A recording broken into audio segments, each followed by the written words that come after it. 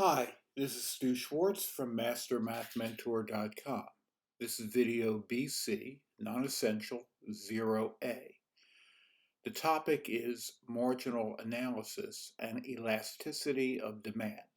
It covers the BC manual pages 135 through 139. I like to use this topic as an intro to BC calculus, even though it is not on the BC College Board curriculum. It provides a good review of derivatives, but more important, introduces students to other uses of calculus apart from the ones involving motion and area. Seeing the use of calculus in the business world allows students to see how versatile and important calculus is. We have studied economic applications of calculus in AB using the optimization problems.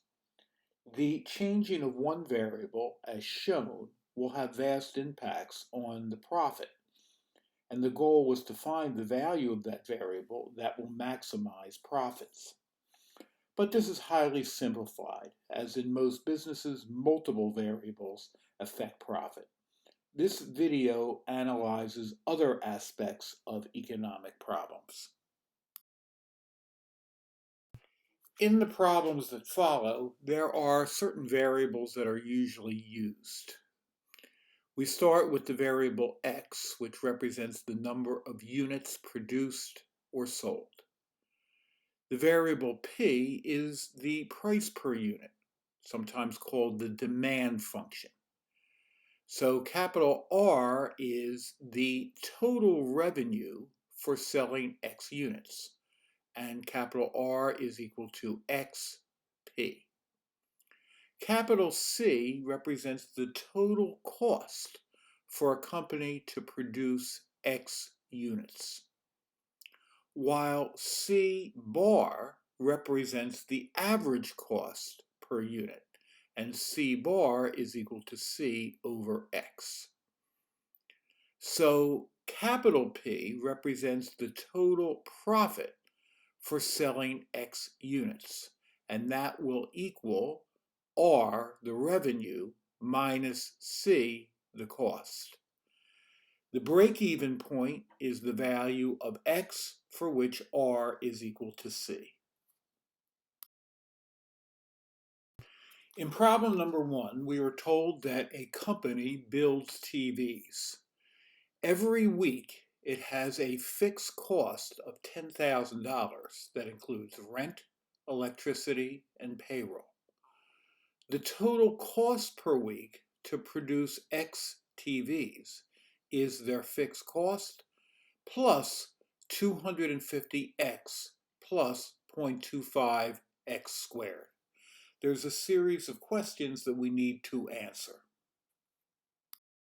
First, the cost to build the first TV is $10,000 plus 250 times 1 plus 0.25 times 1, which is $10,250.25. The cost to build the first two TVs is $10,000 plus 250 times 2 plus 0.25 times 4, which is $10,501. So the cost to build just the second TV is $10,501 minus $10,250.25, and we get $250.75. Why the large discrepancy between the cost of building the first TV and building the second TV? They always have to pay the fixed cost, no matter how many TVs they make. So the first TV will always cost them a lot of money because of the fixed cost. After that, they no longer have to pay the fixed cost. So the average cost of building two TVs is $10,501 divided by 2, or $5,250.50 per TV.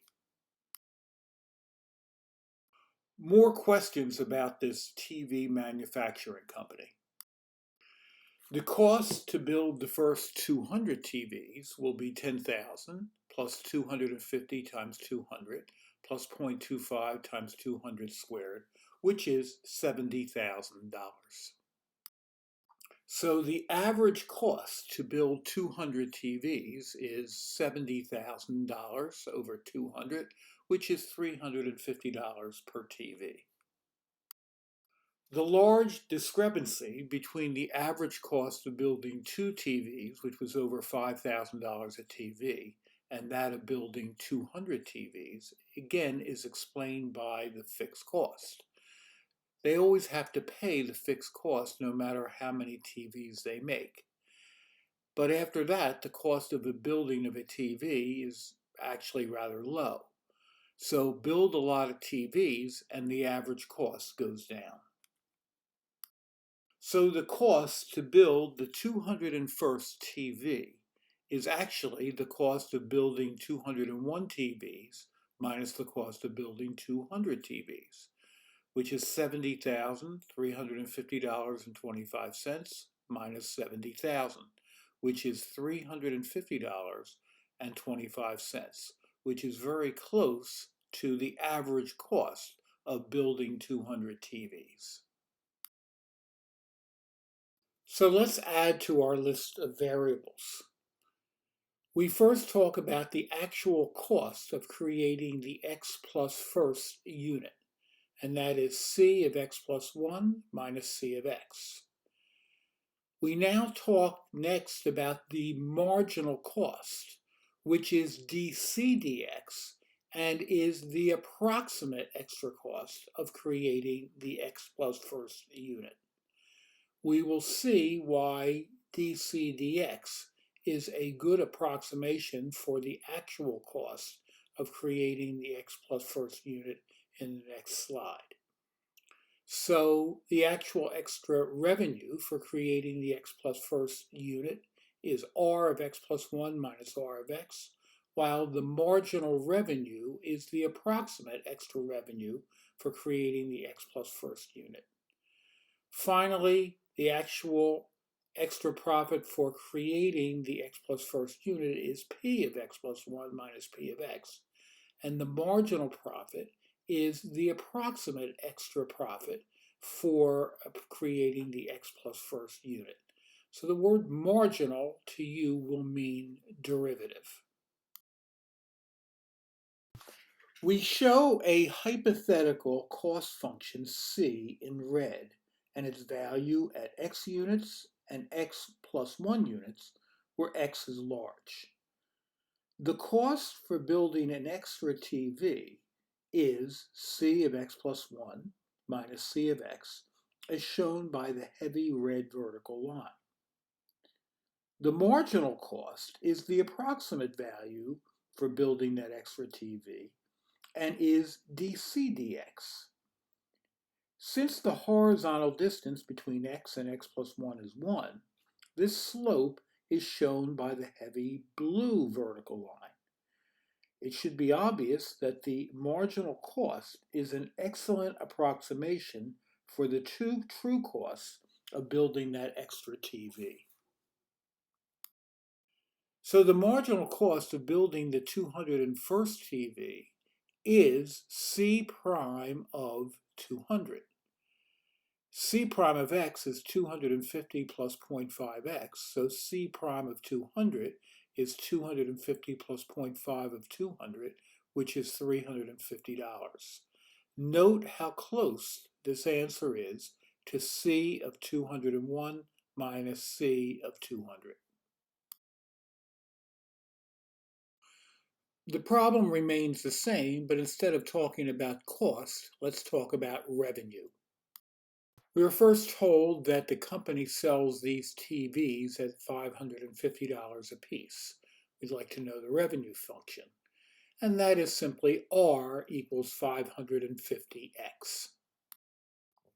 Next, we'd like to know the marginal revenue function. Since R is equal to 550x, R prime is simply equal to 550.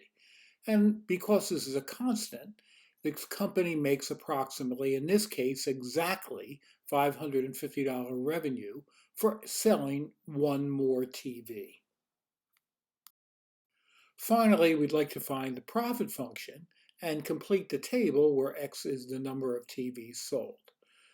The profit is equal to revenue minus cost, which is 550X, minus the quantity 10,000 plus 250X plus 0.25X squared.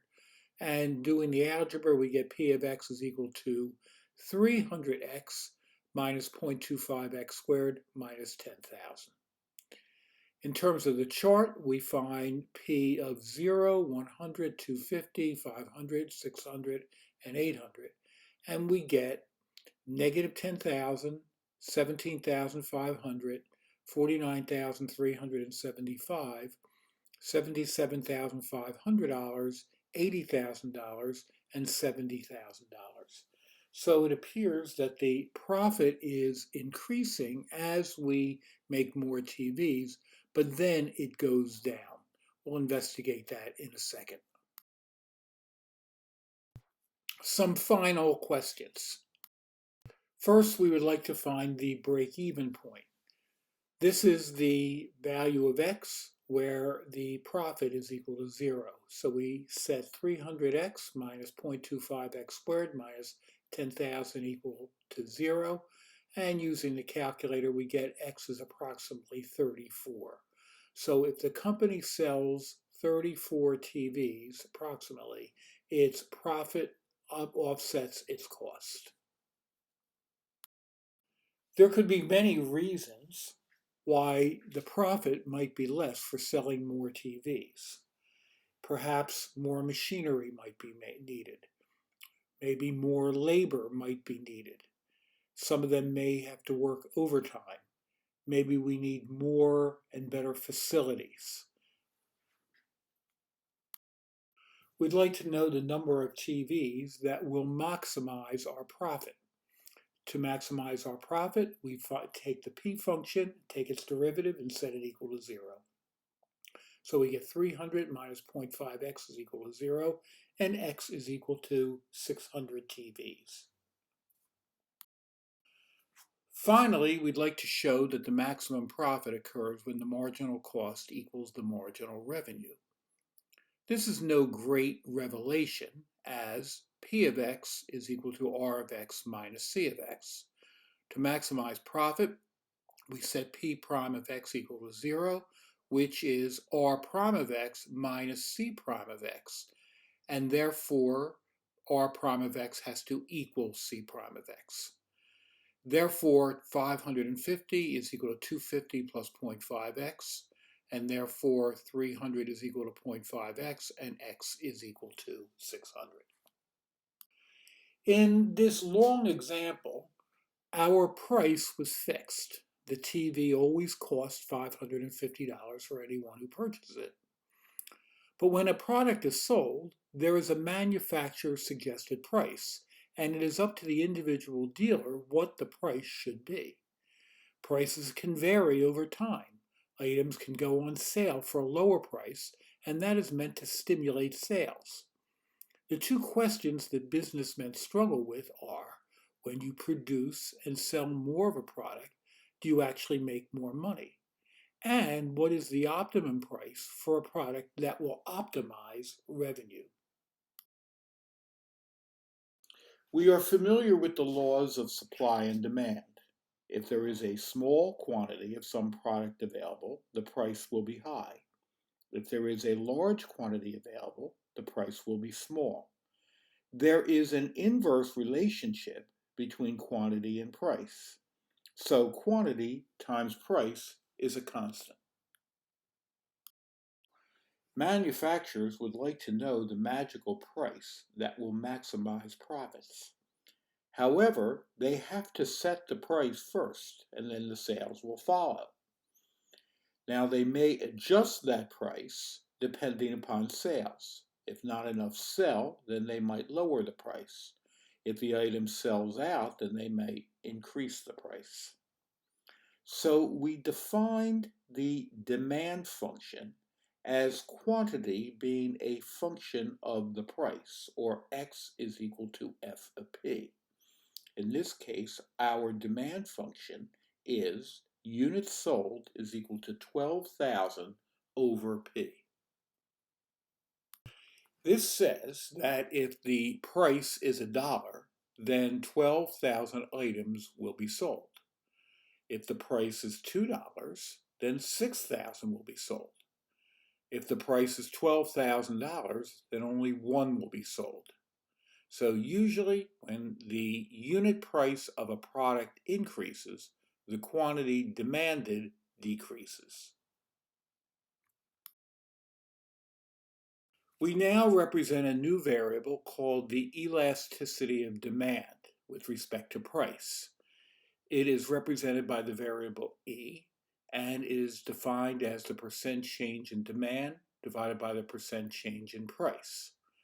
For most calculations, the percent change in one variable will correspond to an increase, while the other corresponds to a decrease. And that means the elasticity of demand will have opposite signs representing a negative value. The definition of elasticity of demand is the effect of a 1% increase in price on demand, or the effect of a 1% decrease in price on demand. If E is less than -1, we say that the demand is elastic. A 1% increase in price yields a larger percent decrease in demand. This means that changes in price have a relatively large effect on the demand. If E is a number between 0 and -1, then the demand is inelastic. A 1% increase in price yields a smaller percent decrease in demand. That means that changes in price have a relatively small effect on the demand. And if E is exactly equal to -1, then the demand is unit elastic, meaning a 1% increase in price yields the same decrease in demand. And when E is equal to -1, our revenue is maximized. This sounds confusing, but the cartoon describes the situation well. First, for elastic demand, we have cola costing $1, and the person has no problem buying a lot of it because he considers it to be a good price. However, the next day the cola is up to $3, and the person says, forget it. And if enough people have that attitude, then the cola is not going to sell. Therefore, an increase in price represents a large decrease in demand. The second cartoon shows inelastic demand. We have a woman who is buying milk at 80 cents and will easily buy it. The next day it's up to $2.40, but she still needs it, so she still buys it. So in this case, a large increase in price will represent a small decrease in demand, and this is inelastic. Demand is perfectly elastic if any increase in price causes the demand to decrease to 0. There are actually few real-world examples of this, but if a dollar store advertised that no items cost more than $1, people who take the owners at their word may not purchase any item whose price increased over that dollar mark. There are better examples of demand that is perfectly inelastic if any increase or decrease in price makes no change in the quantity demanded. The good example of this would be gasoline. Whether prices go up or down will not make much impact on our use of it. We need it, we have to buy it. The same thing can be true with medication that a person needs to keep him or her alive. Doesn't matter how high the price goes, you have to have the medication. In number 2, we were told that a convenience store increases the price of a large soda from $1.29 to $1.39. The demand for a large soda subsequently dropped from 245 to 229 cups a day. We would like to find the elasticity of demand and interpret it. We first need to find the percent change in price, which is delta P over P. Sodas have gone from $1.29 to $1.39, so delta P is 1.39 minus 1.29 over P, which is 1.29, and we get approximately 0.078. Next, we look at the percent change in demand, which is delta X over X. The number of sodas sold have gone from 245 to 229. So delta X is 229 minus 245 over X, which is 245, and we get negative 0.065. So a 7.8% increase in price corresponds to a 6.5% decrease in large sodas sold. So our variable E for elasticity of demand is percent change in demand over percent change in price, which is negative 0.065 over 0.078, which is negative 0.837. So the interpretation is that a 1% increase in price will correspond to a 0.837% drop in demand for large sodas. Or stated another way, a 1% drop in price corresponds to an 80.83% increase in demand. And since E is between 0 and negative 1, it is an elastic situation. This means that the increase in price of soda really did not affect demand very, very much. In number 3, we're told that a car dealership has a month-long sale. The average price for a car drops from $23,500 to $21,900. The number of cars sold during that month rises from 425 to 483. We'd like to find the elasticity of demand and interpret it. We first find the percent change in price, which is delta P over P. We have 21,900 minus 23,500 over the original price, which was 21,900. So we find that the percent change in price is negative 7.3%. The percent change in demand is delta X over X, which is 483 minus 425 over the original demand, which was 425, and we get 13.6%.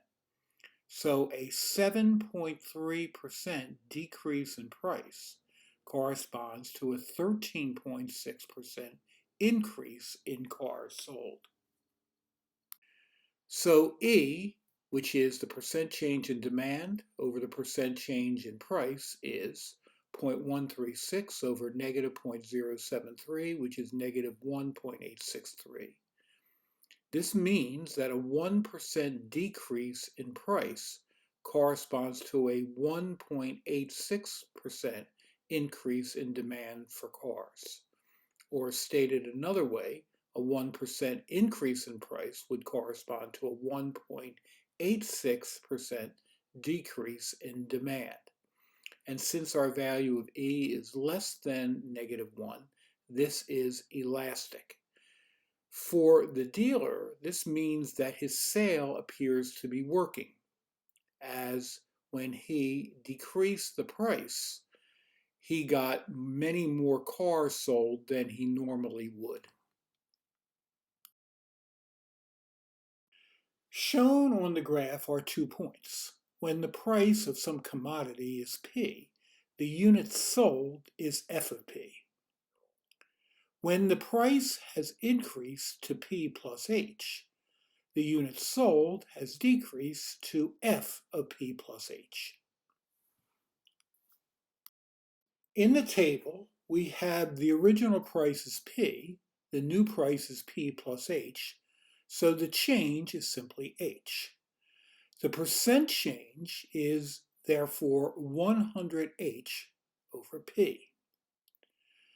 The demand, the unit sold, is F of P, and the new unit sold is F of P plus H. So the change is F of P plus H minus F of P, and therefore the percent change is 100 times F of P plus H minus F of P all over F of P. We know that the elasticity of demand, E, is the percentage change in quantity demanded over the percentage change in unit price.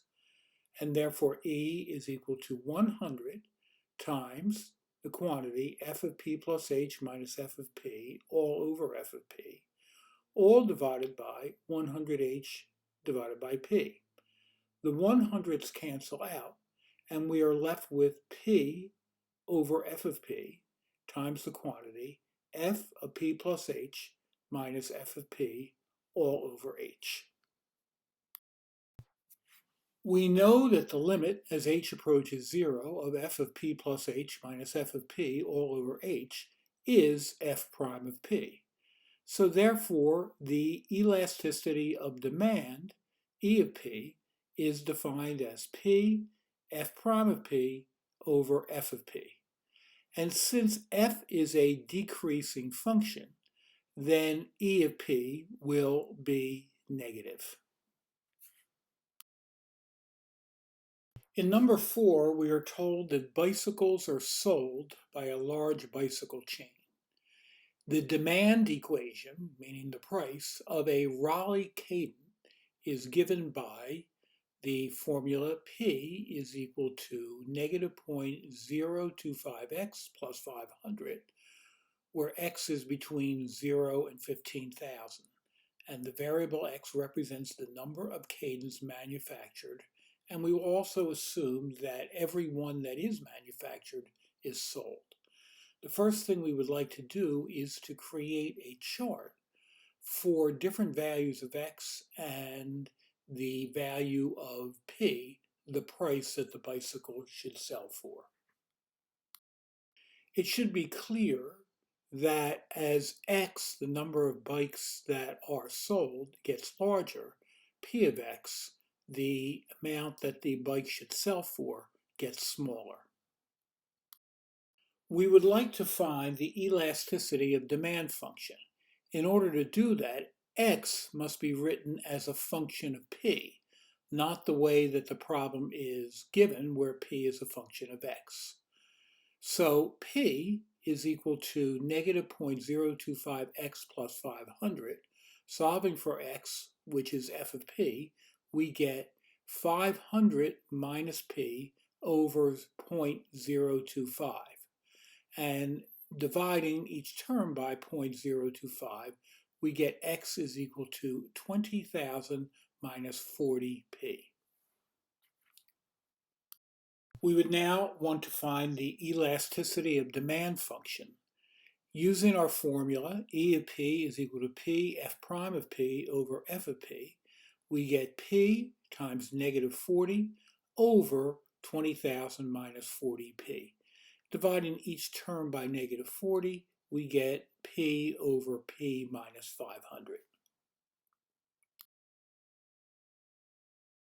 Continuing the problem, we are first asked to find and interpret the elasticity of demand when the price of a bike is first $200 and then $300. Using our elasticity formula, E of P equals P over P minus 500. When P equals 200, E equals 200 over 200 minus 500, which is negative 2/3. So when the price of a bike is set to $200, an increase of 1% in the price of the bike will cause a decrease of about 2/3% in the bikes demanded or sold. This is inelastic as the value of E is between -1 and 0. And that means that an increase of 1% in the price of the bike will not affect the number of bikes that are sold by that much. When P equals $300, E equals 300 over 300 minus 500, which is -1.5. So when the price of the bike is set to $300, an increase of 1% in the price of the bike will cause a decrease of about 1.5% in the bikes demanded. This is elastic, meaning that when the price of a bike is set to $300 and we have an increase of 1%, it will dramatically affect the number of bikes that are sold. E asks, what should the price of the bicycle be to maximize revenue, and how many of them should be sold? There are two ways of handling this. First, from the A-B calculus point of view, we could say that the revenue is X, the number of bikes sold, times P, the price of the bike. That will be X times the quantity -0.025X plus 500, which is -0.025X squared plus 500X. Taking the derivative, we get R prime is equal to -0.05X plus 500 is equal to 0, and therefore X is equal to 10,000 bikes. The price is therefore R divided by X, which is -0.025 times 10,000 squared plus 500 times 10,000, all over 10,000, and we get 250. So to maximize revenue, we sell the bike at $250 and we will sell 10,000 of them. Another way to do this is by using the elasticity of demand variable E. We found that when E was equal to -1, our demand was called unit elastic, meaning a 1% increase in price yields the same decrease in demand. And when E was equal to -1, our revenue was maximized. So we take our E function, which is P over P minus 500, and set it equal to -1, getting P minus 500 is equal to -P, and therefore P is equal to $250. Therefore, we then plug in P to our demand equation, getting 250 equals -0.025X plus 500, and that gives X is equal to 10,000 bikes. In example number 5, we are told that a supermarket sells bags of a new brand of popcorn, Smart Delight. The demand equation of a bag is given by P equals 4 minus E raised to the 0.001x, where the variable x represents the number of bags delivered to the market for the week. First thing we'd like to do is to complete the chart with various values of x and values of P of x. And we can see that when x is 0, that the price would be $3. When 100 bags are delivered, the price would be $2.89. And as the number of bags delivered increases, the price decreases exponentially. We would like to use the elasticity of demand function, so we have to solve for x as a function of P. Since P equals 4 minus E raised to the 0.001x, E raised to the 0.001x is equal to 4 minus P, and therefore 0.001x is equal to the natural log of 4 minus P, and therefore x is a function of P, which is equal to 1,000 natural log of 4 minus p. Next, we would like to find the elasticity of demand function, which is p f prime of p over f of p. F prime of p is equal to 1,000 over 4 minus p times negative 1. So therefore, p f prime of p is equal to p times negative 1,000 over 4 minus p. And we put that over f of p, which is 1,000 natural log of 4 minus p. And that is equal to negative p over 4 minus p times the natural log of 4 minus p. We are first asked to find and interpret the elasticity of demand when the price of a bag is first $2.50 and then $1.50. We use the fact that E of P equals negative P over the quantity 4 minus P times the natural log of 4 minus P. When P equals $2.50, E equals negative 4.11. This is interpreted as when the price of a bag is set to $2.50, an increase of 1% in the price of a bag will cause a decrease of about 4.11% in the bags demanded or sold. And this is elastic.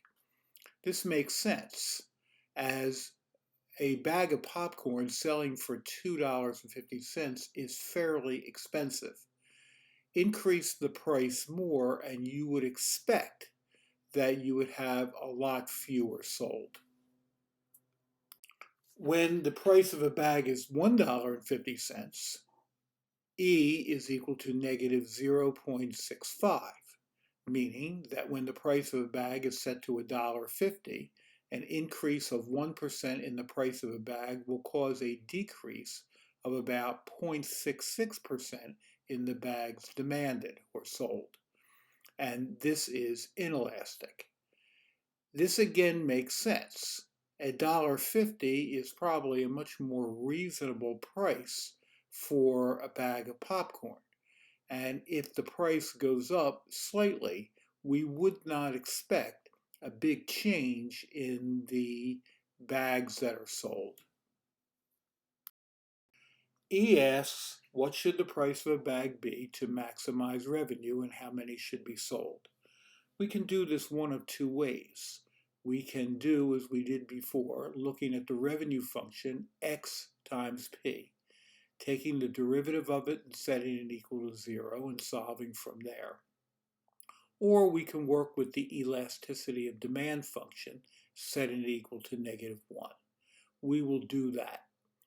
And we get negative p over 4 minus p, natural log of 4 minus p is equal to negative 1, meaning that p is equal to quantity 4 minus p, natural log of 4 minus p. And we will solve that graphically, as we can see to the right, where we graph p, y is equal to x, and y is equal to 4 minus x, natural log of 4 minus x. And we get our value of p to be $1.78. And therefore, x is equal to 1,000 natural log of 4 minus 1.78, and we get that we should sell 798 bags at $1.78 to maximize revenue.